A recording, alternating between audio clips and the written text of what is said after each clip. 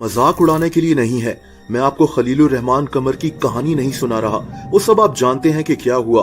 मैं आपको इस स्कैम के मुतालिक बताऊंगा, कैसे ये स्कैम पूरी दुनिया में हो रहा है और लोग इसका शिकार कैसे बन जाते हैं। दोस्तों, ये ऑस्ट्रेलिया है। 2 साल पहले यहाँ एक लड़का रहता था, रोहन कॉस्क्रिफ। रोहन 17 साल का था। ये इसके माँ बाप हैं जो अब आंसू बहा रहे हैं, क्योंकि रोहन अब इस दुनिया में नहीं है। एक हंसता खेलता लड़का जिसको क्रिकेट खेलने का शौक था, हॉर्स राइडिंग का शौक था। लेकिन एक दिन रोहन को एक मैसेज मिला। ये मैसेज इसको स्नैपचैट पर मिला था।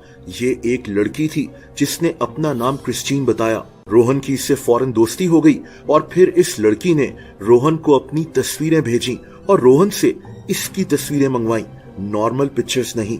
आप समझ रहे हैं कि मैं क्या कह रहा हूँ।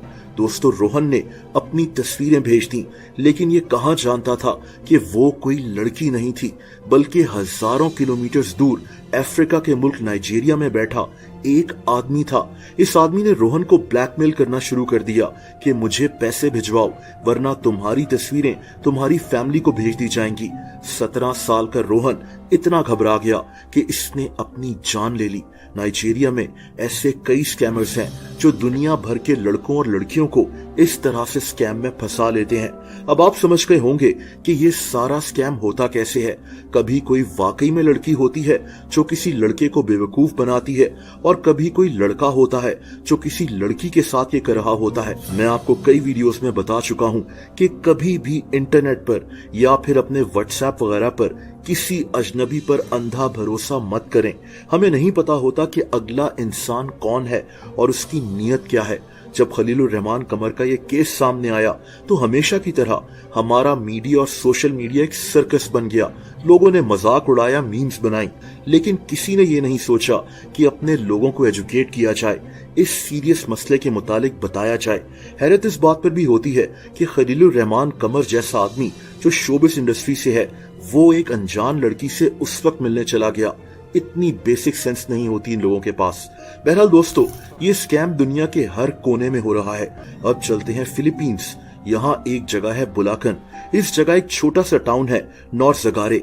दोस्तों, ये छोटी सी जगह इस स्कैम का गढ़ बन चुकी है। लोगों से झूठी दोस्ती करना, उनसे पिक्चर्स मंगवाकर उनको ब्लैकमेल करना और फिर पैसे मंगवाना। फिलीपींस की इस जगह में एक औरत रहती है जिसका नाम मारिया है। इसका एक आलीशान लाइफस्टाइल है, घर, गाड़ी, इसके पास सब कुछ है, और ये सारा पैसा ब्लैकमेलिंग कर कर कमाया गया है। मारिया को फिलीपींस में इस स्कैम का मास्टरमाइंड कहा जाता है। इसने बकायदा लोग हायर किए हुए हैं जिनको हर महीने सैलरीज दी जाती हैं।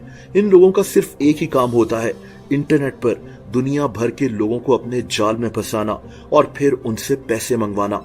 फिलीपींस में पुलिस इस गैंग के पीछे पड़ गई थी और ये औरत तब से गायब हो चुकी है। दोस्तों, इस स्कैम में मर्द और औरतें दोनों फंस सकते हैं। कनाडा में कई हजार लोग अपने लाखों डॉलर्स इस तरह से गवा बैठे हैं। अक्सर ऐसे लोगों से ऑनलाइन दोस्ती की जाती है जो बहुत अकेले होते हैं। इन लोगों को तस्वीरें भेजी जाती हैं, झूठी कहानियां सुनाई जाती हैं और फिर बातों ही बातों में इनसे किसी इन्वेस्टमेंट का जिक्र किया जाता है, जैसा कि क्रिप्टो करेंसी में। जब इन स्कैमर्स को यकीन हो जाता है कि ये लोग अब फंस चुके हैं तो इनसे पैसे मंगवाए जाते हैं कि तुम्हारे पैसों को इन्वेस्ट किया जाएगा और तुम्हें बहुत प्रॉफिट होगा, और इस तरह से ये लोग बेवकूफ बन जाते हैं। यानी दोस्तों, ये स्कैम कई तरीकों से हो रहा है, इसीलिए हमेशा बच कर रहें। किसी भी अजनबी इंसान पर इतना भरोसा मत करें कि बाद में पछताना पड़े। दोस्तों, जनवरी 2018 में एक औरत रोक्सैन रीड की फेसबुक पर एक आदमी स्कॉट हम्पल से दोस्ती हो गई। ये आदमी इससे पैसे मंगवाना शुरू हो गया और रोक्सैन ने इसको $50,000 तक भिजवा दिए। हालांकि ये दोनों कभी मिले ही नहीं थे। बाद में पता चला कि ये जो आदमी था स्कॉट हम्पल, ये असल में मौजूद तो था, लेकिन किसी स्कैमर ने इसकी तस्वीरें वगैरह यूज कर इस औरत को बेवकूफ बनाया था। स्कॉट को पता ही नहीं था कि इस तरह से कितनी औरतों से दोस्ती कर उनको लूटा जा चुका है।